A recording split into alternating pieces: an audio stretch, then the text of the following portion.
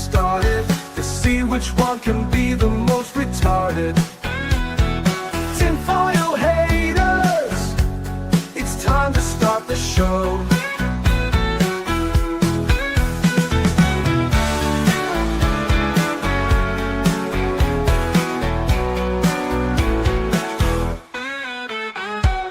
Tinfoil haters, it's time to start the show.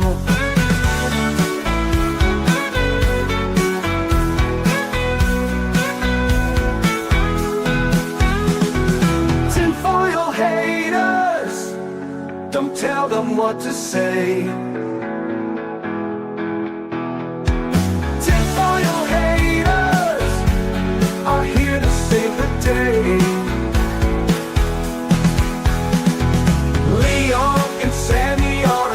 To get started, to see which one can be the most retarded. Tinfoil haters, it's time to start the show.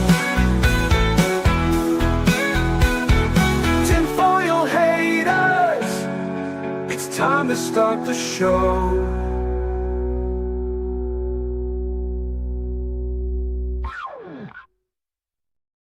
Welcome back to another episode of Tinfoil Haters. How are all you vital idols doing?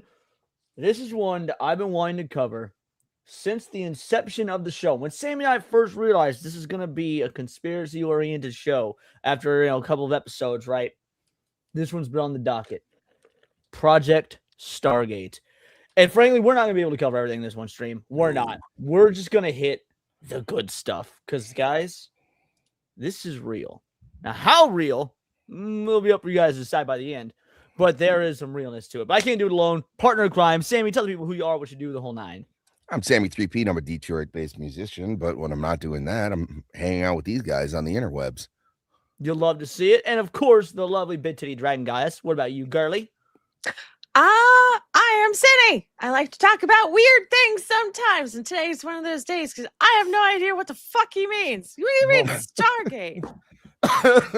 Not the TV show, this or the movie. It predates that by about 15 to 20 years. Yes. And we'll get into it. But let's say hi to the chat real quick. Philip Morgan's here. Jack SG2's a kick in the nuts. What is up? Michelle X22, Cliff 420, Mr. Melancholy. Shout out to Hypno, who gave us an early Bigot Army raid. Thank you so much. Just raiding hard in the conspiracies. Hani Maui coming in because of that. You love to see it. Dark Exile is here. Shout out to you. Dax not our best mod in the whole damn land. Gal Carrymon, St. Hugo, Lethal Weeaboo holding it down over on Kick. Clipped in 3D. The lovely Sherry. How you doing, girly? I appreciate you. Who else we got here? Jake motherfucking Martin. It's been so long since I've heard from you, Jake. I hope you're doing good. I do. Like, obviously, dad life and whatnot takes a lot of time. So I'm sure that's why I haven't heard from you. But I'm glad you're doing well, and it's good to see you here. Speaking of, did they have the baby? Mm-hmm. Yep, a couple weeks ago. Congratulations, Jakey. Yep. Oh my goodness. Absolutely awesome. Edmund Wubber is here. Death on a Trikey. Master Key Hoyle. That was ridiculous. How you doing? Oh. Master Keyhole. There it is. We're off to a good one, aren't we, crew? Soul Assassin, shout out to you. Melphiskaya, Sammy, of course, can talk to you guys in the comments. Joel Jimenez is here. Shalmazan, what is up? Jake motherfucking Martin, member for 20 months, bro. Almost 2 years of being a tinfoil hater. The chat who stares at goats. I actually also considered covering that, but I decided to go with Project Stargate because it needs to be done. Well, they're kind of related. They are semi-related, and that one's still got to be like its own thing. But yes, agreed. You're correct. Kicking the nuts with a 2-banger. Cindy's new hat tax. You love to see it. Shout out. Obi Dean is here. What is up to Obi Dean? I think that might just be everybody. Oh no, Fluffy Murder Machine. Ty Zanos, shout out to you. Book of Grudges says, sup, gay boys, and Cindy. Joel, I think we already got Joel. Crunchyroll gone. Yeah, we don't talk about culture war stuff on Tuesdays. Alrighty, crew. The truth about Project Stargate. So, Cindy, I take it you are completely unfamiliar. I am completely unfamiliar. I have no idea what this is. Given the name, I just want you to guess what you think it is. Some kind of teleportation. Wrong. Here's well, what it is. Let's get into it because this one could take a bit. So here's just a quick overview from the CIA's own website. This is their Ask Molly section, their propaganda section, where they basically want to make the CIA seem oh so accessible and easy for the viewing public to trust them. This is how they have it. So this is from a reader. Dear Molly, did the CIA really study psychic powers? Out the gate. What do you think? We already know for a fact that they have because we've done other. Yeah, self-plug. Let's go. Yeah. Well, we did an episode on psychic detectives. We did, and the CIA and FBI have protocols for working with psychic detectives. They do. But this is their own internal studying. So, dear future is cloudy. Unfortunately, my magic 8 ball is broken, so instead I went to the best source I know to find the answer to your question, CIA's history staff. According to our historians from very early in CIA's history, we've been interested in investigating whether extrasensory perception, ESP, or other paranormal phenomena, generally called parapsychology, exist. If so, whether they had operational uses for intelligence. The earliest record our historians have found on this topic, why was it zoomed in so much? The earliest record our historians have found on this topic is a 1948 memorandum speculating on whether the hypnotized people could be used for long-distance communication. We didn't, however, conduct our own research into psychic phenomenon until the summer of 1972. We worked with scientists and researchers to investigate whether certain people could see locations and objects around the world without actually being there. This ability is known as remote viewing. CIA ended this research 5 years later, in 1977, and we turned the program over to the Defense Intelligence Agency, the DIA. The project became known as Stargate, which was initially the DIA's name for the program. Later, it was renamed Grill Flame. In the mid-19... These names are terrible. First of all, you say Stargate's cool. No, Stargate's you say cool. Stargate, that implies aliens. Okay? That doesn't Hold on, you're jumping the gun. Aliens may or may not be involved. Grill Flame, I will say though, Grill Flame is gay. That makes me think of like fucking bird. Yeah, Grill Flame's gay. That's summer. Another one I saw was Gondola Wish. I was like, I don't even know what the fuck that means. In the mid-1990s, the DIA handed the program back to the CIA, and we agreed to take another look at the program on the condition that independent study group would evaluate it. 4 researchers from the American Institute of Research published our findings in September of 1995, and the report is available on the internet. A Google search for an evaluation of remote viewing will turn up a 183-page document. Guys, the CIA did not stop funding this until 1995. Everybody on this panel, and I think most of you guys in the audience, you were already born. Like, the CIA was funding psychic research while you were, babies in elementary school, depending on how old you are. Like, you didn't know while you were learning your colors in kindergarten, the CIA was funding research into whether or not psychics can be used as spies. Oh my goodness. It's wild. That is wild. What was that? Cindy, you're kind of quiet. No, my computer's stuttering for some reason. Hold on. If aliens are involved, we must consult Giorgio. I have no idea what that is. I'm an 07 baby. Motherfucker. I've got some young people up in this bitch. I wasn't born until 99. Well, thanks for making all 3 of us on the panel feel old. The report's conclusion. Oh, actually, so we're not going to talk about the conclusion yet. We'll talk about the conclusion near the end. That being said, why do you think would they invest in this? 1973. Why do you think they'd invest in this? Because they already did the one from, what is it, the 40s? What do you mean the one from the 40s? Where I forgot what it was called. I was trying to remember it. MK Ultra. Yeah. Well, that was the 50s and 60s. Well, it mostly the 60s. But so yes, this is post MK Ultra. But you're not wrong. They've funded weird shit like this before, but usually there's a reason for funding weird shit, and that reason is almost always the exact same. Shout out to Summer Days, remember for 4 months. I find this topic offensive. The CIA has never done anything wrong. Also, hey, Sammy. Also, fuck you, Leon. Have a foodie game. Also, sup, Sammy. Hey, Aaron. How are you? There's go for it, Sammy. Oh, I was gonna say there's usually reasons. One, there's a specific need for it, or 2, they think somebody's already onto it. And that somebody is, of course, as always, the Russians. Mhm. Approved for release, secret, controlled offensive behavior of the USSR. This document contains information affecting the national defense of the United States within the meaning of the espionage laws, yada, yada. Here's the preface. This is a report that summarizes the information available on Soviet research on human vulnerability as it relates to incapacitating individuals or small groups. The information contained in the study is a review and evaluation of Soviet research in the field of revolutionary methods of influencing human behavior and is intended as an aid in the development of countermeasures for the protection of the U.S. or allied personnel. Due to the nature of Soviet research in the area of reorientation or incapacitation of human behavior, this report emphasizes the individual as opposed to groups. It is not within the realm of this report to make an in-depth study of research and utilization of the multitudinous, aspects of psychology or psychiatry. It is strongly suggested these subjects and the military use thereof should be established as separate studies. The importance of basic applied research in these areas should not be overlooked. And they basically just go on to say, the Russians were trying to learn psychic shit and were trying to make psychic soldiers. So we need to do the same thing. Of course we do. Because how else would we use taxpayer money? Pull up Jake's chat again if you'd be so kind.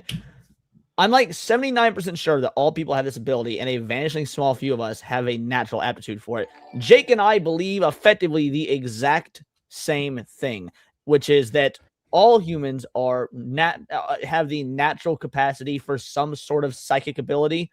However, how naturally gifted you are at it varies, and as technology increases and we have less and less use for it, that aptitude goes down. That's my belief, and that seems like what Jake is saying. I don't know if you guys have thoughts on that. No, I agree. I actually had prophetic dreams when I was younger.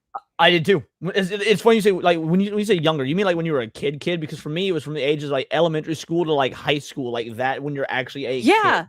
Yeah. It was more prominent in middle school to high school, but yeah, it was from elementary school to high school. Oh, like I said, my mom said it, and I think I had something to it, but my mom always said she thought that I was sensitive to sensing. Well, I think that most kids are, because your mind has not been your mind. I agree. Whatnot. Elmer Bob, the two banger. The Chinese probably doing stuff like this now. The Chinese, I think, are doing probably even way worse than this now. Flavia Mermacine says, "I've definitely dreamt things that happen later. Nothing useful though." Well, that's the thing, is that's when I say prophetic dreams. That was how it always was for me as well. It was I dream about taking a certain route home instead. We would take a left instead of a right. Maybe we'd stop at a gas station before we get home after school. And lo and behold, 2-3 weeks later, that exact same thing would occur. So it was very, basic stuff. Nothing earth shattering, but that's what would happen. Elmero, the two banger, from 4 to 6, I saw shit should not had seen. Again, you don't show babies mirrors.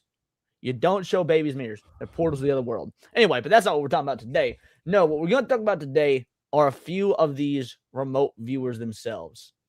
And as such, I would like to introduce you guys to the first main character of our story, Ingo Swann. Ingo Swann. Sammy, did you do any research on this particular individual? Because, Senny, I assume you have no idea who this is. No, I did research. I did not fall upon his name.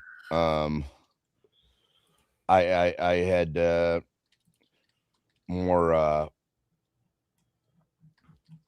First guy I got was Joe McMoneagle. Okay, Joe McMoneagle will be the second guy we talk about. Okay, so maybe I just didn't go back far enough. So yeah, Ingo Swann was effectively the very first. Let's give you guys just a quick little overview of who he was. At his core, long before research at SRI, which is the Stanford Research Institute, he was an artist, writer, using both visual and written performances to explore human perception and the nature of experience. And then basically this is his website, the Ingo Swann website.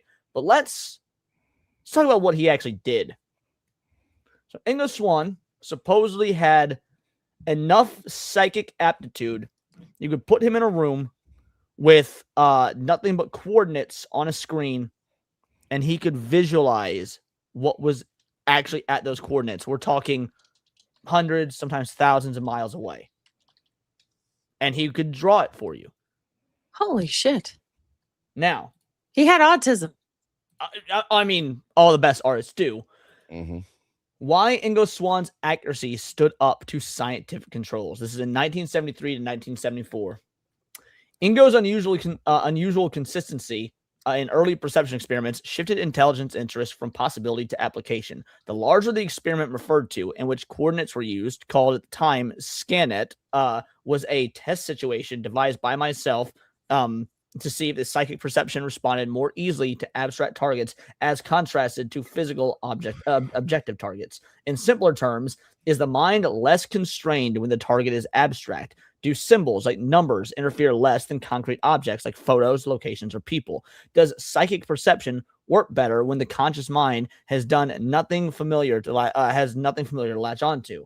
Then the question for U.S. intelligence became, can anomalous perception be studied, structured, and used for intelligence gathering? To explore this, the CIA sponsored the first formal remote viewing research program conducted at Stanford Research Institute, SRI, Project ScanIt, which is Scan by Coordinate. So this is what would become Project Stargate, boys. It's not Stargate yet, it's still ScanIt. The program ran from May 1973 to June 1974 under the Office of Technical Services, the OTS, and the Directorate of Science and Technology. ScanIt's objectives were twofold. Determine whether remote viewing, then called remote seeing, could be reproduced under controlled laboratory conditions, assess whether this ability could be operationally useful for real intelligence tasks. The core team included Ingo himself, Dr. Puthoff, which is the guy who basically recruited Ingo and would help devise these tests. He's an interesting character. Dr. Kenneth Kress and Dr. Targ, physicists, and for their credentials, Dr. Puthoff is an SRI physicist and a principal investigator. Dr. Ken Kress is the CIA, is a member of the CIA, and Dr. Targ is a physicist who joined soon after the court detection tests. They sound like fake names. I mean, I don't think they're fake. They're all listed like this in all the official documentation, everything you have from the CIA.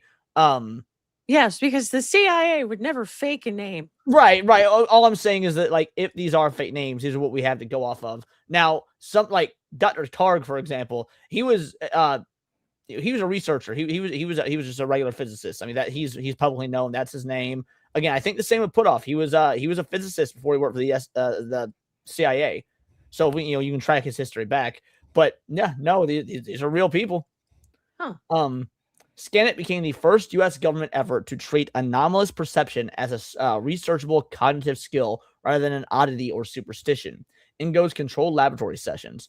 Ingo's sessions at SRI were conducted under observable scientific conditions, real-time monitoring, recorded transcripts, blind or double-blind target selection, immediate documentation, and latter comparison to feedback data. A declassified CIA assessment later stated that Ingo's work went well beyond chance expectation and showed evidence of a genuine information transfer. Now let's talk about what that means for a sec. Again, Cindy says this is all new to you. What do you think they mean when they say chance expectation? I don't know. I guess it's like upping the percentage of like a gamble on this. You're pretty close, actually. Sammy, do you know? No, actually, I don't. Okay. So let's say you got somebody like what's the famous Nostradamus? Let's say you got something like Nostradamus. What is the easiest way to quote unquote debunk or at least call into question Nostradamus' predictions? You use all the things he got wrong. Right. And you compare that against the things he got right. And basically you come out with the number of like, okay, when you've made 1,000 predictions, sure, so you're bound to get some right because you're basically just, by chance, some will come true. Blind squirrel's got to find a nut every now and then. Exactly. What they're saying here is that the amount of success that Ingo Swann had far outweighs the concept of the blind squirrel finding a nut. Huh. So he was a one-eyed squirrel. Yes, he was correct, a one-eyed squirrel. A declassified CIA. One of the defining scanet sessions occurred when Crest sent a set of coordinates as a blind target sitting in a monitored SRI conference room. Ingo produced impressions of rolling hills, a northern town, a circular driveway, fences, and hints of underground features, sketching maps in real time. He spontaneously repeated the session at home the next morning, producing similar sketches.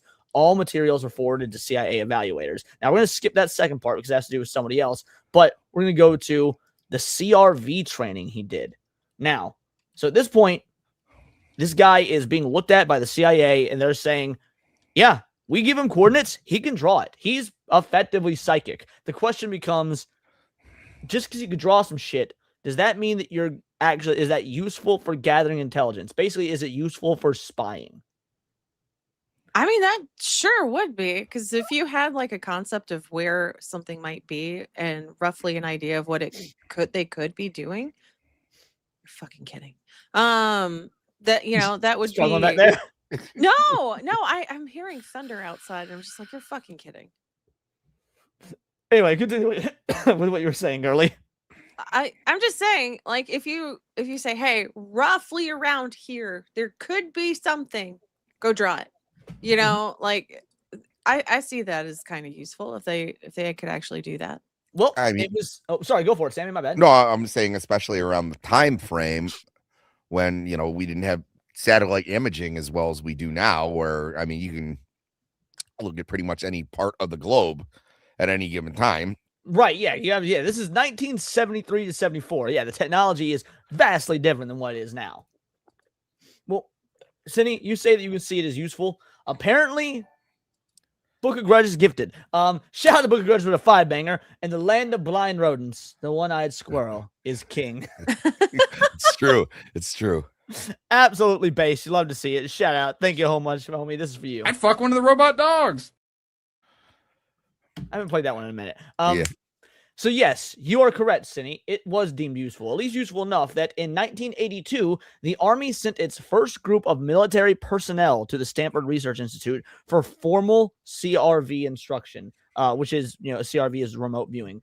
Ingo trained them directly, stage by stage, refining the methodology as he observed their progress. His goal was to ensure viewers could collect information in a controlled, replicable way. The CRV training continued under Project Centerlane in 1983-84, after which the military integrated and adapted the method according to operational needs into Project Sunstreak. By 1985, after Puthoff left the Stanford Research Institute and the program shifted under DIA control, Ingo gradually withdrew from the involvement. He formally stepped away in 1988 to 1989. So this dude actually trained real military U.S. soldiers in the 80s in the art of remote viewing. That's nuts. Huh. That is nuts. You want to know his coolest and, in my opinion, biggest claim to fame? Yes. What's that? Absolutely.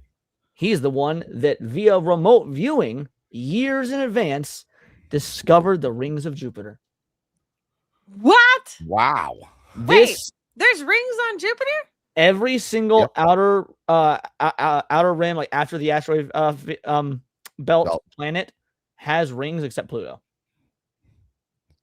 Saturn is just the one with the bright, Most noticeable rings that everyone can see. But Neptune, Uranus, and Jupiter also all have rings. Holy shit. I didn't know that. Nobody else knew this either. So, yeah, they're super skinny and hard to see via photo. You're exactly correct, Lessus. Ingo Swann views Jupiter, April 1973.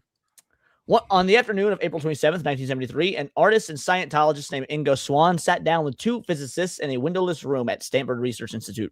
The physicists, Harold Puthoff and Russell Targ, were running a small CIA-funded program that asked whether a person could mentally describe a place they had never visited. The target that afternoon was the planet Jupiter. NASA was 8 months away from the first Pioneer flyby. Swann notes from the session, later released through the Stargate document collection, described a planet with bands of cloud and high-altitude haze, what he called a ring around the planet, very low, similar to, but very much smaller than the rings of Saturn. He drew a sketch. He said the ring was made of bright crystals or small particles, and that it was difficult to see except at certain angles. Now, this is where it gets interesting. Pioneer 10 reached Jupiter December of 1973. Remember, he predicted this in April. Its instruments did not return clear evidence of a ring. Voyager 1 spacecraft 6 years later did. In March 1979, Voyager's narrow-angle camera captured a faint dust grain ring around Jupiter about 122,000 kilometers from the planet's center, much smaller than Saturn's, hard to see except at certain angles. Oh, man. So he felt shame for 6 years. I'm sure he got shit for it for 6 years. Maybe not, because he continued to work for the CIA and they kept employing him. Maybe. So Jake says that's the men who stare at goats, dude. Yeah, the people who trained. Am I fucked on that? I could be. No, I it's don't know related. if Ingo Swann trained the men who stare at goats. I know the projects were related. I think Putoff was involved in both. I'll have to redo my research on the men who stare at goats, though. Because I could be wrong. I feel like the men that stare at goats actually came first. And it may have evolved into this, because the men that stare at goats, I believe, was in between this and MK Ultra. But I'd have to redo my research. So don't quote me on that. Stargate project advocates, including Putoff in his later writing, treat Swann's session as one of the program's strongest results, a description of a planetary feature months or years before mainstream science confirmed it. Critics point out that Swann also described mountains and a possibly solid surface, which Jupiter does not have. They note the existence of a possible Jehovian ring had been speculated in scientific literature before 1973, including a 1969 paper by Sergei Vysotsky that Swann may or may not have encountered. What is not in dispute is that the session happened, the notes were there, written before Voyager, and the CIA was paying for it. The agency continued funding remote viewing research at SRI for the next 16 years. Now, here's the thing. Because obviously we want to try and do both sides to debunk the whole nine. Yes, some random Russian astronomer may have proposed this in 1969. I don't know that I believe that the Scientologist guy in America probably had access to that research paper in 1969, prior to the internet and stuff. Also, That's just me. It's absurd to think that many people might have proposed. Right, exactly. So I guess take it with a grain of salt, but let's be real. I don't know anybody that was been like in 73 assuming that Jupiter had rings. We could ask Goodwin if he shows up, but yeah, I Goodwin mean, probably did the interview. So what were we about to say though, Cindy? You said, I mean, what? I'm sorry, that joke threw the question out of my head. No worries. So yeah, that was our first character. Now, our second character of this event is Mr. Joseph McMoneagle. Just to show you what he looks like, this is him right here. Another image, very decorated individual. Now, interesting thing about Mr. Joseph McMoneagle here, he's still alive. What? He is 80 years old. He's still, I don't know if he's still now, but up until very recently was still doing interviews. Oh my goodness. We are going to watch a set of interviews, a quick interview. Beforehand, cool. Let's give you just the down low on his, just who he is, his credentials. Joseph McMoneagle is a retired U.S. Army Chief Warrant Officer. He was involved in the remote viewing operations and experiments conducted by U.S. Army intelligence at the Stanford Research Institute. He was among the first personnel recruited for the classified program now known as the Stargate Project, which ran from 78 to 95, along with colleague Ingo Swann. McMoneagle is best known for claims surrounding the investigation of remote viewing and the use of paranormal abilities for military intelligence gathering. His interests also include near-death experiences, out-of-body travel, unidentified flying objects. And again, I would like to remind you guys, he was active duty military for 20 years as a warrant officer. The dude is legit. Now let's watch some of his work. Before we do, let's go ahead and hit this super real quick. Summer Days says that man is one of one. Fucking facts. Agreed. Shout out. Thank you, homie. Oh, wait. Oh. El Mervoff. El Mervoff as well. Oh, did I miss one from Mervoff? Oh, shit. Thank you. Mervoff with a two-banger. I'd rather be the men who stare at titties. Wouldn't we all, brother? Wouldn't we all? Alrighty. So here is what this is a almost 7-minute video. We're going to watch the entire thing. If at any point you want me to pause for commentary, let me know. But this is a remote viewing demonstration by Joe McMoneagle. people you've never met and who may even be thousands of miles away, and literally see through their eyes so vividly that you can describe precisely what they're looking at. It's called remote viewing. And one of the world's finest exponents who's worked for people at NASA is sitting right over here, Joe McMoneagle.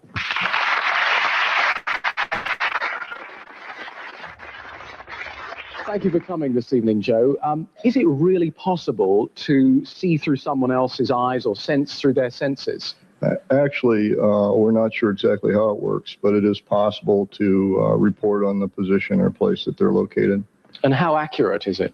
Over a number of times, about 4,000 plus times that I've been tested in a lab under lab conditions, I'm running about 25 to 28% of the time I get to target. And that Now, that doesn't sound like a lot, but 4,000 tests, 25 to 28% of the time, he is spot on with his psychic predictions of what he's viewing. That's still way higher than what you would think the chance would be if he was just guessing. No, I mean, think about it at all. The fact that the percentage is higher than, I don't know, 1, Right. I think Yeah. that should be very noteworthy. Yeah, dude, that's so, 25% to 28%. He said 4,000 times. That means roughly 1,000 plus of his predictions were accurate. That is insane. That is Yeah, and, stupid. yeah, I was gonna say when you think about what he's proposed doing, it makes it even more insane because Right. that's a shot in the dark. And Yeah, Lithium, Lux Eterna, and Lesis are two. It says 1 in 4. I wouldn't be bragging, mate. And then Lithium says 1 in 10 would be impressive. Yeah, I'm with Lithium. 1 in 10 that's what I'm would be saying. impressive. And we're talking about 1/4 correct is pretty high. We're talking about psychic viewing here, and he's correct 25 to 28% of the time, over 1,000 times. That is super fucking natural. I was gonna say, Lisa's okay. What if you were gonna go jump out of parachute and they said, you got a 1 in 4 chance of it like not working? Yeah, you wouldn't take that bet. No. Here's the thing, though. That's 1/4. They're accurate. The ability that's supposedly just fantasy shits from anime, so that should scare people. Yeah, this should, because let's keep going. It's a very good success rate. Yes, usually when I'm on the target, I'm around 85% correct on the information I provide. Thank you. I'm going to come back. So that makes it even more insane. So he gets the target right 25 to 28% of the time. And then when the target's correctly identified, over 80% success rate in the information that he got. That is, again, the CIA is seeing if they can get effectively psychic spies. And this dude is getting 80% relevant information over 28% of the time. That's gnarly. That's real This gnarly. is real. That's what I said at the beginning of this episode. This shit's real. Yeah. Back to you in a moment. A few days ago, we set up an extremely detailed and complex experiment to test Joe's remote viewing capabilities. It was designed by scientists to ensure that he didn't have any inkling of it beforehand. Only one person in Britain knew the details, and to be extra safe, that person was sent miles away before the test began. Okay, that was cheesy. Yeah. 2, 4 sealed envelopes. 4. Which one will he choose? Number 4. The die says number 4. The envelope contains the secret location for his part in this remote viewing experiment. Okay. Meanwhile, Joe McMoneagle is on his way to a specially prepared room monitored by security cameras, where he'll be locked away while he attempts to demonstrate his extraordinary ability. He'll never be out of sight of one of our cameras. For the first time for anyone actually involved in the experiment, the site of the remote viewing is now revealed. Joe's used to all the paraphernalia. He's been tested thousands of times by US government agencies under strict laboratory conditions. Right. Okay. Is everything okay for you? Oh, yes. That's fine. Okay. So it's minute to 10:15 will be starting in a minute. Accurate timing is important. The person transmitting must be in precisely the right place when Joe starts his remote viewing. Person who's out there at the site at the moment. So many envelopes.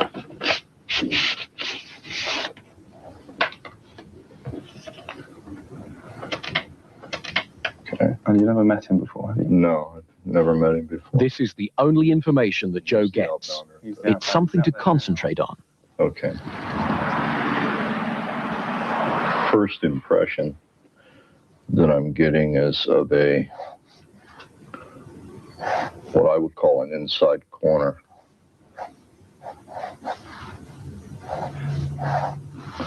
And there's two light colored stripes on either side. Shaw Taylor is on the north bank of the River Thames, opposite a dockside, a power station, and a railway bridge. What I'm doing is I'm essentially it's almost like tasting food.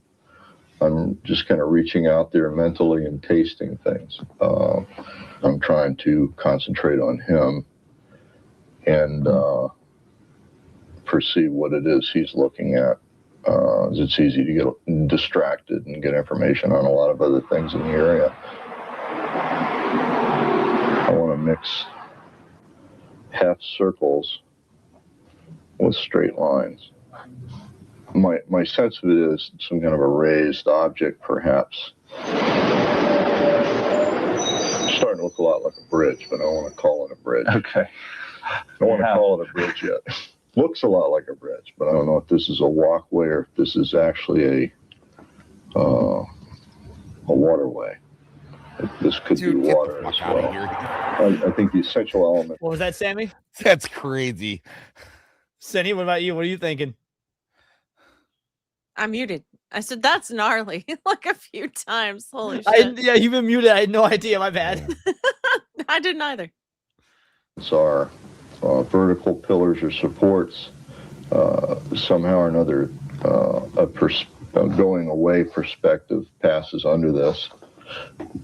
At this point, it's quite likely that he's stopped looking. That's what we asked him at this moment. So Yeah, we'll go with that I'll then. go with number 4.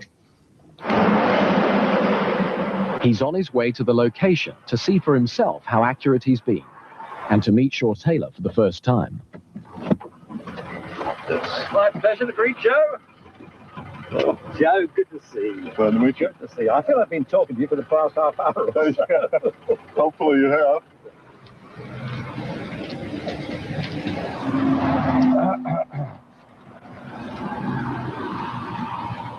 The moment of truth. Water, you've got water certainly. Up here.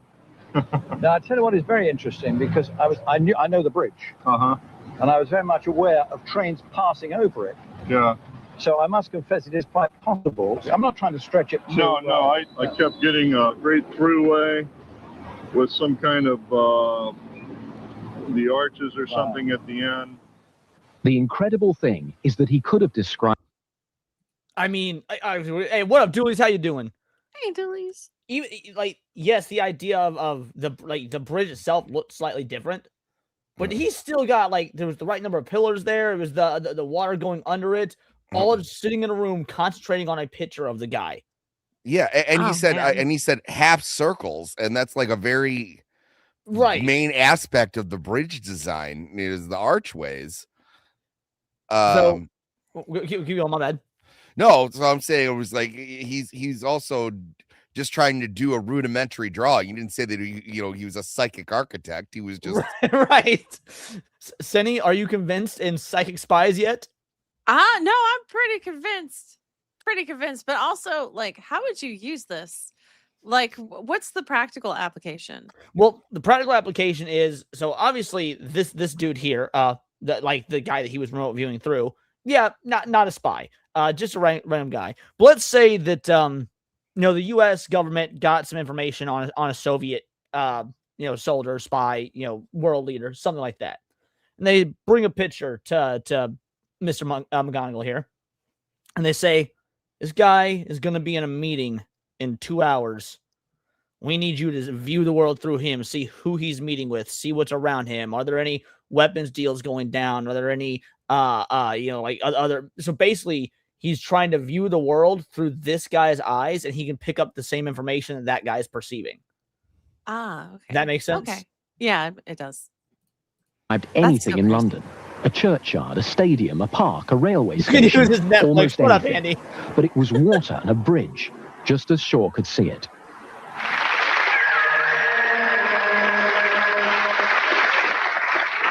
Why So is it you go and an oval? remote view? Weird ass 90s editing. Very British. Something that somebody's seeing miles away, but I'm told that you can actually remote view something before they've decided where the location is. Actually, you can. It doesn't matter. Time is immaterial to when you do the remote viewing or when the person's at the location. So what you're doing is outside of time? Outside of time, space, exactly. Thanks very much, Joe McMoneagle. Now, I want you to focus on that thing that you said there at the end, that time doesn't matter, that you can remote view regardless. There's an even crazier story about Mr. Joe McMoneagle here. He remote viewed Mars 1 million years in the past. Well, how would you know the time frame? It's not your planet. This is how. Joe McMoneagle's remote viewing of Mars. As we read through the material, our immediate question who in the government had made such an exotic request. We contacted Joe McMoneagle and asked him about the session. He said that the target and coordinates were provided by the Jet Propulsion Laboratory, a federally funded research and development center associated with NASA. McMoneagle's monitor for the session was consciousness researcher and author Robert Monroe, who would go on to fund the Monroe Institute, by the way. Monroe, his monitor, then asked McMoneagle to move back in time before the geological upheaval and report any activity that he saw. Considering that McMoneagle was asked to remote view information from a card sealed in an envelope, his response is stunning. So McMoneagle didn't actually see what was on the card. Like they didn't show it, I should say. He remote viewed through the envelope into the card to see what they wanted him to look at. At the first set of coordinates, 48.89 degrees north and 9.55 degrees west, he described enormous dust storms, pyramid forms, aqueducts, and underground shelters. At one point, he reported severe clouds, more like a dust storm, that were after a FET or major geological pattern. He described mountains of dirt that appeared and disappeared, large flat surfaces, and megalithic structures.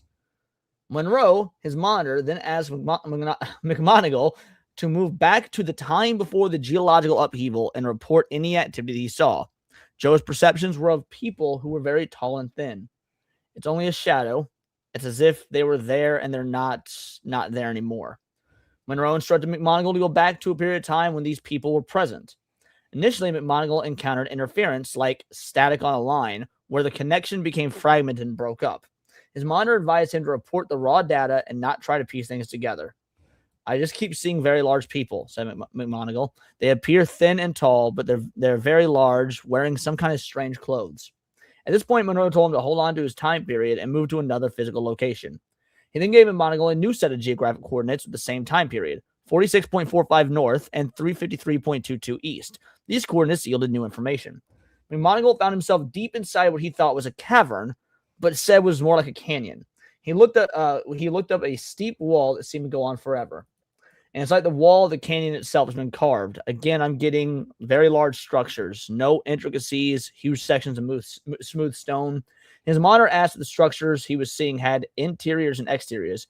McMoneagle said they did. He described the interior as a huge but like a rabbit warren. The ceiling is very high. The walls are wide. Monroe told McMoneagle to move to another location nearby within the same time frame, 45.86 north, 354.1 east. At these coordinates, McMoneagle described the end of a large road, a marker that's very large, keeps getting a Washington Monument overlay. It's like an obelisk.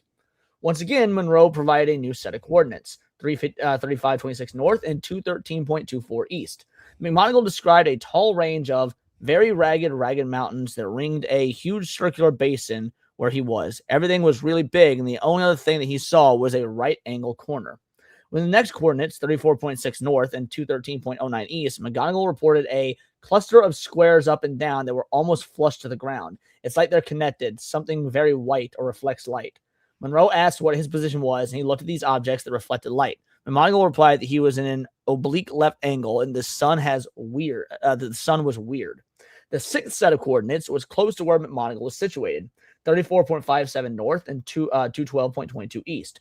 We wondered how geographic coordinates on Mars are calculated, and Google search, of course, yielded the answer. According to sunlightandtime.com, the system of calculating latitude and longitude on Mars is similar to the geographic system used here on Earth. Planetary scientists use two different Martian coordinate systems, planetographic and planetocentric. In both systems, latitude is measured in degrees north and south of the Martian equator. With the planetographic system, which was probably used in 1984 when McMoneagle did this viewing, longitude is measured 0 to 360 degrees east and west. With planetocentric coordinates, longitude measured from 0 to 360 degrees to the east. With the new set of coordinates, McMoneagle described a radiating pattern of some kind, like intersecting roads dug into valleys. They're like real neat channels cut. They're very deep. It's like the road went down. Monroe remarked that McMoneagle had nulled out a little bit and encouraged him to recapture his focus. McMoneagle replied that it was difficult. Information was very sporadic. These comments are similar to what he said earlier about the static connection. When McMoneagle became focused again, Monroe gave him another set of coordinates, 15 north, 198 east. McMoneagle reported things like aqueducts, road beds that resembled carved channels. The horizon looked funny and weird, misty, like it's really far away. Once again, his monitor provided a new set of coordinates, 80 south, 64 east. Here, McMoneagle reported pyramids that were huge. They were like shelters from storms. It's possible that McMoneagle was viewing the collapse of the Martian atmosphere after the planet had gone through some sort of catastrophic encounter with a comet or some other space object. Monroe instructed McMoneagle to enter one of the pyramids and report on any activity he saw. Different chambers, he said. They're almost stripped of any kind of furnishings or anything. It's like strictly functional place for sleeping, or that's not a good word, hibernations. I get real raw inputs, storms, savage storms, sleeping through the storms. Monroe asked McMoneagle to tell him about the ones who slept through the storms. Very tall again, very large people, but they're thin. They look thin because of their height, and they dress in, oh hell, it's like real light silk. It's not flowing type of clothing. It's like cut to fit. Monroe then instructed McMoneagle to move closer to one of the entities and ask for information about this race. This is where things get interesting. They're ancient people. They're dying. It's past their time or age. They're very philosophical about it. They're looking for a way to survive, and they just can't.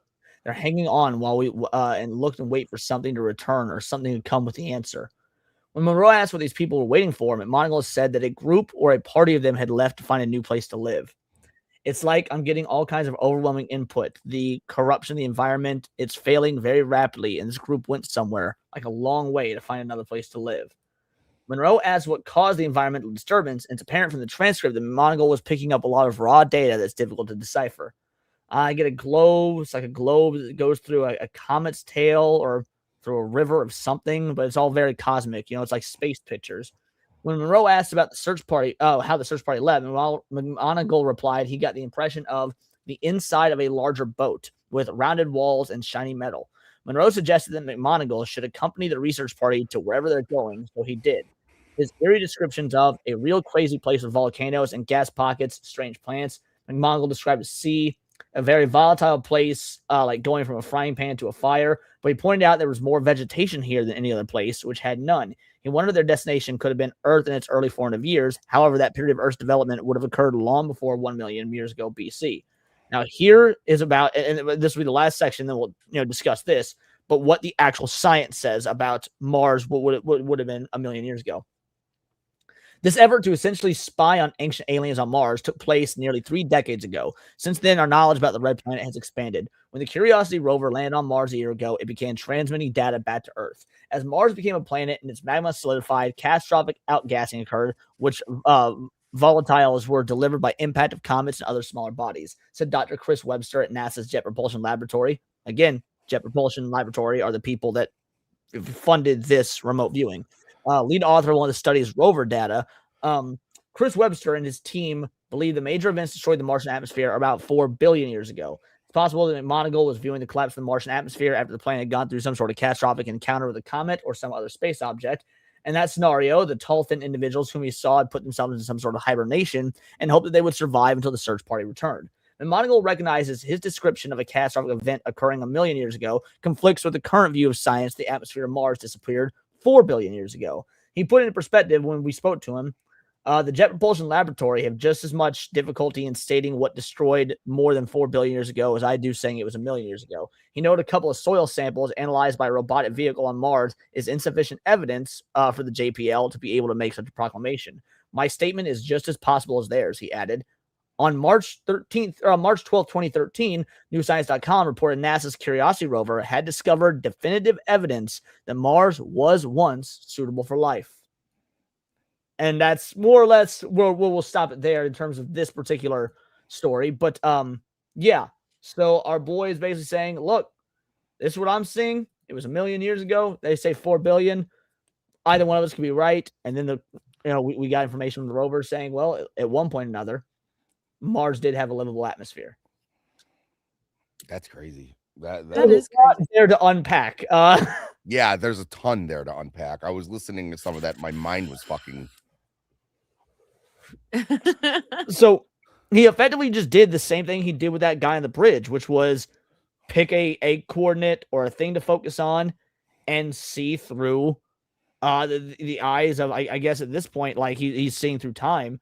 I mean, I actually have a question, because the way that he said that he was told to ask them questions means he had a form, some kind of tangible thing that they could react with, which means if he's remote viewing you, he could be a tangible thing. So the way that it seems like it's described is that like his consciousness is put into the form of something else. Yes, whether it be another person or whether it be something that is some sort of life form that is also there. Yeah, so like if he was remote viewing through me, there would be no tangible form for him physically, but his consciousness would be inside me. I'd be the tangible form.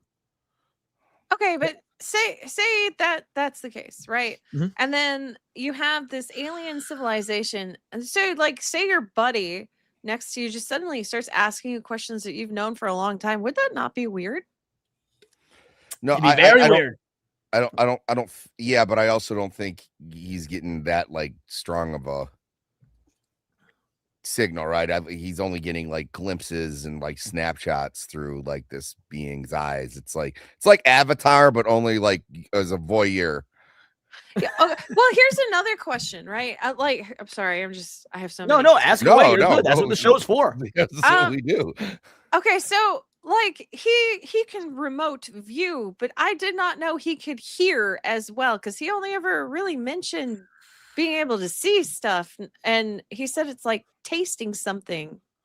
Yeah, so I don't think that, because what we just went through there was nothing about hearing or whatnot. It was more visual perceptions. And so what I would imagine is that, like, let's say you're thinking about Captain Crunch, right? You're visualizing Captain Crunch. You're also thinking about the sound it makes, or at least your assumption of the sound it makes when you crunch down on it, right? Right. So you just sort of assume sounds based on what you're seeing. Yeah, how I don't know. sounds That's really specific. Sorry, it's just really specific questions that require an answer that he's getting back. I just don't. I don't know how that would work. So it's kind of. I don't know how it would work either. I want to know. I would love to be able to fucking do this. Like, the closest I've ever gotten is like lucid dreaming. Yes. I would love to be able to do this consciously while awake. No, so like what I think he meant by like he's tasting is, like there's a smorgasbord or some sort, and you'll get a little bite of this and then you'll get a little bite of that, like, but he's trained himself to take those little bites and paint a picture when when sometimes you might do it yourself unknowingly, but you don't know what to do or how to process that information. So you could realistically be doing it. You just haven't had the proper training to hone it, or you don't know what you're doing. He's gotten sharpened enough where he can actually start like forming images. Yeah, I mean, it's just like any other information. skill. Practice so much, or you're gonna get better and better at it. Like, Yeah. So I mean, but like I said, he might get a random sight, or he might get a whiff of something because it was like, they're hungry. They're so he's just getting like flashes of what these people were going through. It's interesting. And again, that's assuming you believe it. Now, I don't know what to make of or how to believe the Martian aspect, but again, he didn't come up with that. That was like the coordinates and everything were being given to him by his handlers, the people that were from NASA. Like it doesn't seem out of the realm of possibility for NASA to ask for stuff like that. I mean, yeah, this is a weird one. But that leads us into our next and final character, Mr. Pat Price. Yes, here we go. Got a picture of Pat Price right here. That is the wrong button. So this is Pat Price. Pat Price is one of the SRI's most successful viewers, along with Ingo Swann. Propelled remote viewing headlong in the arms of the American military, Pat's sessions were constantly accurate, as the quote below shows. He was extraordinarily accurate, unbelievably accurate, a former CIA official on a series of remote viewings by Pat Price. Now, here's the thing. Pat Price is the one that I kind of question the most. For background information, he's an ex-police commissioner. So he's a no-nonsense kind of guy. I don't think he's outright lying. But I'll read through this and let you guys get your conclusions. Let me hit those supers real quick. Where'd it go? Yeah, some days is the good old days. Back when we was a proper abso-goddamn-lutely. In reference to that super British video. And that Darno talking with a 5-banger. This is for me missing some streams. I was in a lot of pain. Better now. Got meds and put a patch on, so I'm feeling a lot better. Went this far. I'm just glad you're feeling better, homie. I am. I'm just glad you're feeling better. Thank you so much. Yeah, you're always welcome around here, but also take time for your own health. This is for you.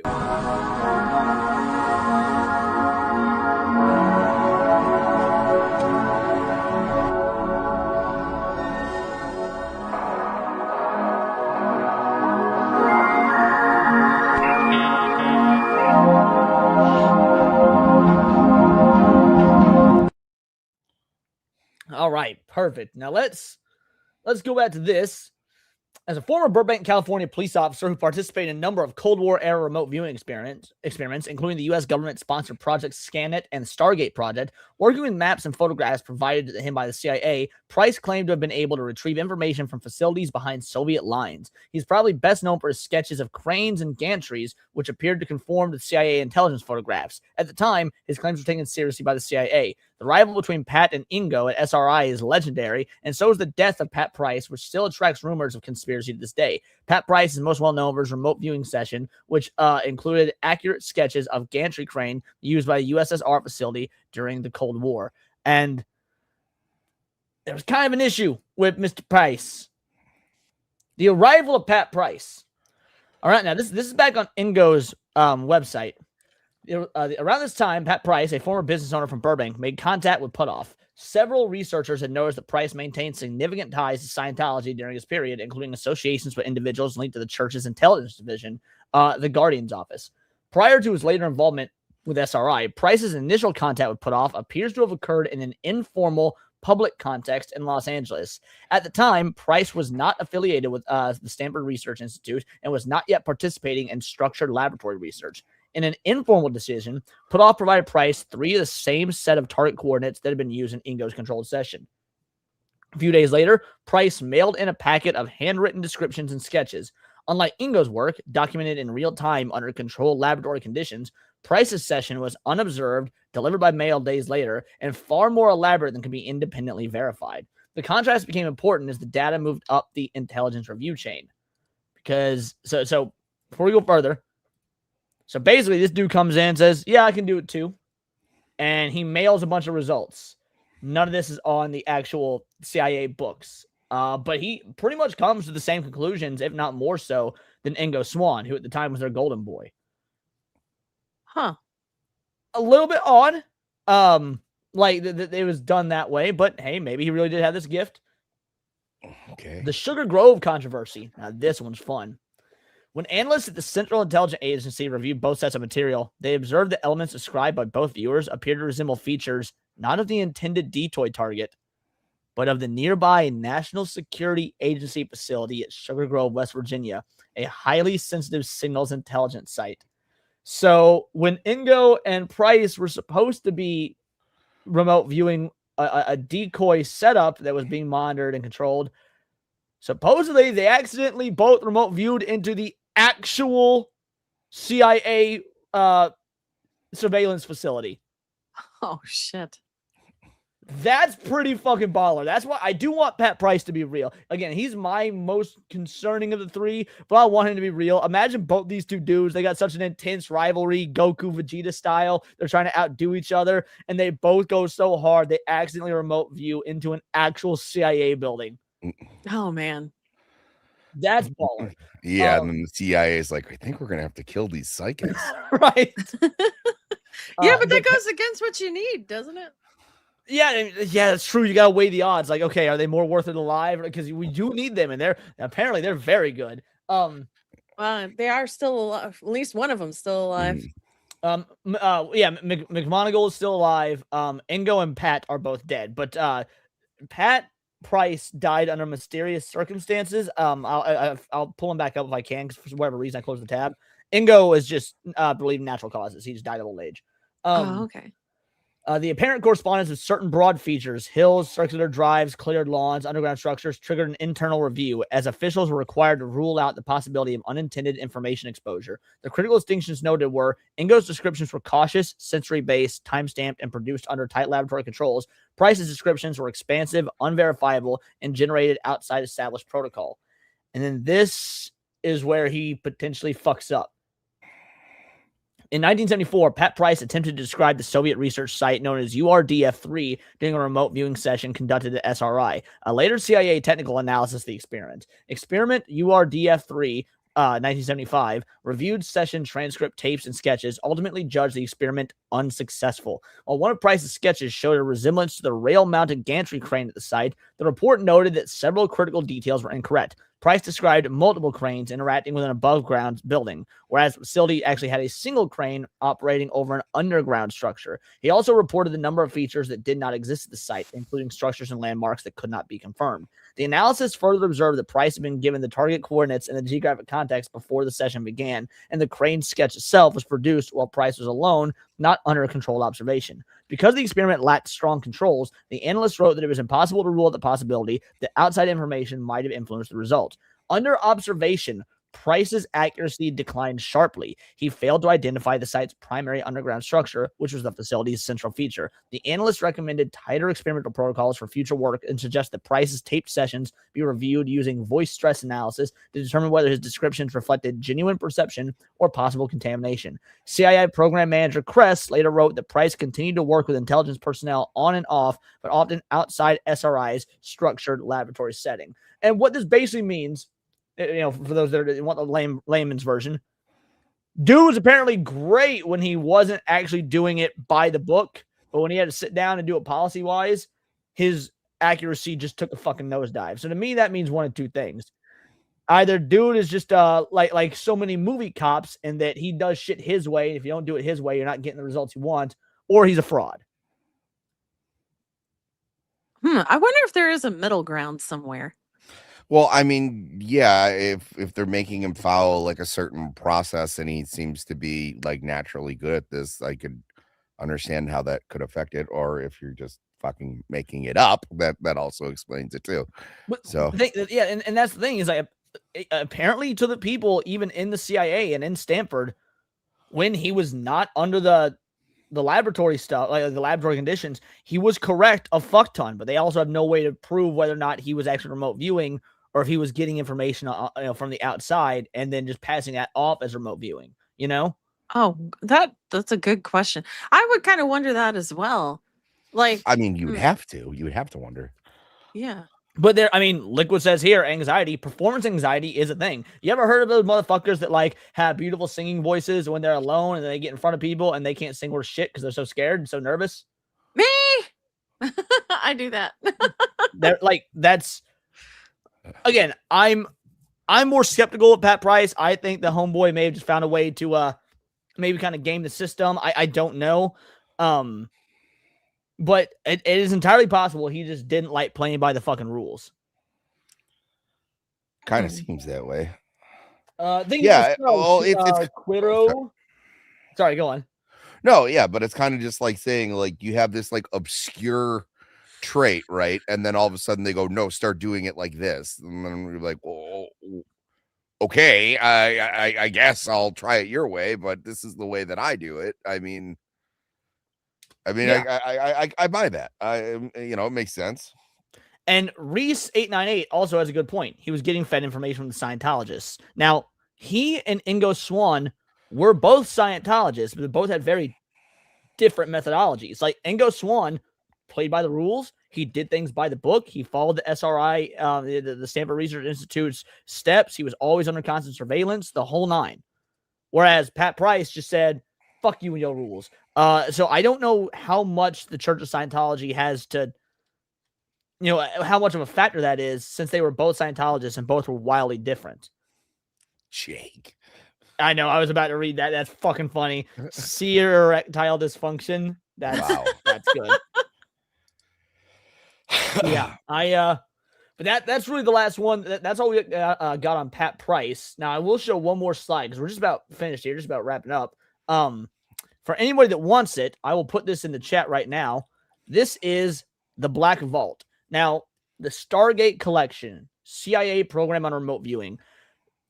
The remote viewing, so it was classified, obviously. It was classified for many, many, many years. Again, it ran until 1995. And then it got declassified. And after it was declassified, the government declassified it the way they declassified just about everything, which is in the most absurd, awful ways to get the files. Like, it's just, you can't, they're not PDFs, they're .tifs, you can't keyword search, nothing like that. So this website right here, the Stargate collection, went in and painstakingly redid all the files into a PDF format. That way you could search every single, all like 180,000 pages of the remote viewing declassifications and actually do keyword searches and stuff. I went through several of them earlier. So you can go to like, if you go to the browser directory tree, index of documents, here, and then, look at this, all these PDFs. Approved for release in 2008. Dear, as it stands from our end, the last trial will be February 7, 1990. I understand, however, that still your people will not be participating in the last two trials. Unless I hear otherwise, I will not be sending feedback for the last two. Again, most of it is innocuous stuff that doesn't matter. But if you are curious and want to go through this, here is the link to the website that has all 180,000 plus pages of declassified information. Oh, man. That was, I think, the wrong. Here we go. And then one more thing. Here's the actual conclusion. So I said earlier that we will do the conclusion at the end. So here is how it pretty much how they ended the research. CIA ended this research 5 years later. We got that already. The report's conclusion, which echoed the assessments of the CIA officers involved in the program during the 1970s, was that enough accurate remote viewing experiences existed to defy randomness. But the phenomenon was too unreliable, inconsistent, and sporadic to be useful for intelligence purposes. We decided not to restore the program. Soon after, at the request of Congress, we agreed to review the program and declassify records for the public. We worked closely with the DIA and the U.S. Army to gather all relevant records, and we placed the entire collection of declassified records for all their organizations on CIA.gov in the FOIA electronic reading room, which you can access here. But this is the part that matters. Basically, the CIA came to the conclusion that whatever is happening here, it is it's not a hoax. Like, this is real in some regard. It's just not reliable enough to use for spy work.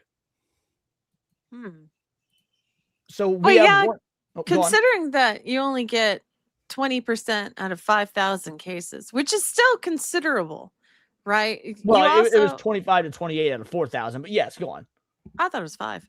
But yeah, it's it's really a high number, like a startlingly high number, but you still have to wade through all the inaccuracies that come along with it. Right. So I can see how this wouldn't be practical.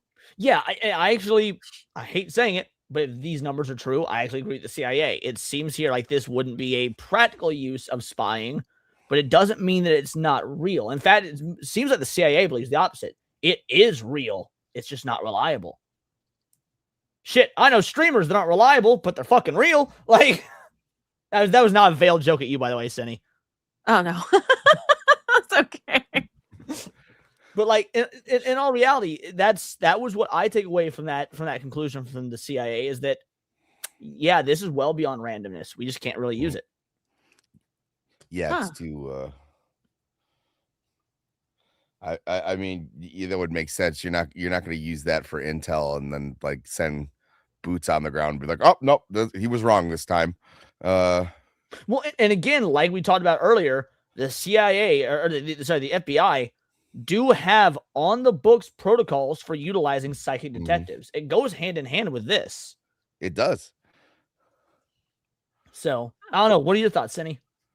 I do believe it's real, right? Like that one video was kind of odd and kind of really fascinating, if I'm honest with you. And there's so more, by the way. If you just type in, go to YouTube and type in Joe McMoneagle interviews, there's so many of them. I chose that one because it was only 7 minutes and we're doing a show. But like they've got some that are 15, some that are an hour. Like he's still alive. He doesn't really do interviews and stuff anymore because he's fucking 80. But you can go back and watch so many old interviews and whatnot, and he is remarkably consistent. Like his story doesn't change, nothing. Wow. Okay. Interesting. I don't know. I think it's possible. I've done some weird things myself. I've found people in a crowded room that I've never seen before. So I think this is way possible. I actually really like the concept. Sammy, what about you, brother? Yeah, I think I'm on the boat with everyone else. I was like, do I think that this is possible? Yes. Do I think it would be conducive to use it in like military engagements? Probably not, because it just seems to be a trait that we either had in immensity and now is dwindling, or that we've yet to figure out. So yeah, I think we're all pretty much in agreement on this one, is that this isn't really one to debunk or not debunk, because it is verified. I don't know if there's a way to say that it's verifiably real, but I'd say the evidence is overwhelming that there's more to this than just randomness. That there is some sort of innate human capacity to have these to tap into this sort of psychic phenomenon. And I bet it's one of those things that with training, with practice, with meditation, whatever it may be, drinking the right kind of herbal tea, you can get better and better at this. That being said, it doesn't mean that it's different. People are going to have different aptitudes, right? Like you can be naturally good at something, but if you don't practice at it, you're still going to maintain. You might be naturally basketball. You might be naturally good at basketball, so you're going to be better than a lot of people. But if you don't practice, you're still just going to stay at whatever natural elevation you were, Yeah. Man, I wish I knew how to trigger like prophetic dreams, or I guess the seeker ability I get. But like, I don't know how to train that. I don't either. I know how to train, like, again, lucid dreaming, and if you believe it would be astral projection and said lucid dreaming, but that's about it, because I used to be quite good at that. Which psychics aren't con artists? That's a whole different can of worms. We're talking about the CIA applications of psychics. So we're not talking about the government conspiracy aspect, that I'm not particularly interested. That being said, I think it's about time we wrap this up. Cindy, tell people who you are, what you do, what you got going on, the whole nine. Well, hey guys, I missed the stream yesterday. I will be holding for the jewels, homie. Sorry, go on. Hell yeah. I will be holding a poll in YouTube chat later today during the stream to figure out if you guys want to have Midnight Sin today, or if you guys want me to play Dead Space 2 in particular. But I will be back today. Weather has been fine. I'm thinking that was a train that I heard. So yeah, hopefully things will work out. But yeah, guys, I cannot wait to hang out with y'all, and I really like today's episode. So hell yeah. I knew you would. I figured this would be one that was right up your alley. Evan coming in with a 5-banger. The simple truth is there's so much we don't understand about the mind, and we've had records of unexplained phenomena forever. Absolutely accurate. 100%. Shout out. Thank you. How you doing, sir? Can we talk to you? Where are you from? You live in New York? Who are you? Don Lemon. You're a fucking moron, dude. I only play that clip just to remind you guys that Neon Leon almost doubled his stream revenue because you guys are so fucking awesome. I was gonna be like, yeah, just want to humble brag again for a moment that we may or may not have done almost double the numbers that Don Lemon did on Friday. So shout out to all y'all. All right, Sammy, tell people who you are. Never mind. Summer Days, the 2-banger. All right, Cindy, see you tomorrow. Thank you, Eric. Sammy, tell people who you are, what you do, what you got coming up, the whole nine. I'm Sammy T. Pete, Detroit-based musician. Been laying low, just getting healthy. But I'll be on Roman's show. I'll probably have cave casts this weekend on my channel. But other than that, my band Staggerly, we are currently back in the studio and recording our new album, All She Wrote, and I'm looking forward to sharing it with you guys. It should be a good one. You'll love to see it. As for me, videos and streams every day, sort of. This Thursday and going forward, there will be no stream on Thursday. I'll be on an aeroplane. Maybe I'll do a Thursday night stream to give you guys like the rundown, a pre Southeast Game Exchange. Because don't forget, me, Wizard, Kada, Sevi, maybe Atreus, Gooch. So many of us are going to be at the Southeast Game Exchange. Come see us this coming weekend. It's going to be awesome. Me and Sevi will be doing our meet and greet at the 1:00 p.m. on Sunday. There'll be a Smash Bros. Creator tournament on Friday. So if you're in the South Carolina area and you want to come hang out with me and Sevi and Wizard and see all of us and go to the Physical Gaming Collectors Mecca event, it'll be the Southeast Game Exchange in Greenville, South Carolina. I will be hitting the airplane on Thursday to head that way, and we'll be there all weekend. May or may not stream tomorrow for the lunch hour. It is dependent on how much work I have to get done prior to leaving on Thursday. So that being said, videos and streams almost every day. Stream schedule will be as consistent as possible while we're away. I will still continue to try and do daily streams, if not daily videos. Neon Leon should still be a go, things like that. So just, it's going to be tentative the next few days, but things are going great, and I want to see all y'all at the convention. It's going to be awesome. You have Omega with a 2-banger. Name one of the songs Murder, She Wrote. Huh? I don't know. No, the album is called All She Wrote. There you go. Some days the 2-bangers says come throw bananas at Leon. That's true. Our boy Eric Jenkins will be there as well. Eric Jenkins will be there. You need to come with like a bunch of plushy bananas and throw them at people. Dress as a monkey. To be fair, he would just need to show up in regular clothes if he wants to look like a monkey. Alrighty, crew. We're gonna raid on over to Sevi right now. Okay, and if you haven't watched my persona video or today's video, please do. The videos are doing numbers. I would like to see them continue to grow. We're gonna raid into Sevi right now on both Kick and YouTube. Until next time, it is all here in the Nerdosphere. This has been Words of Paradise. Deuces.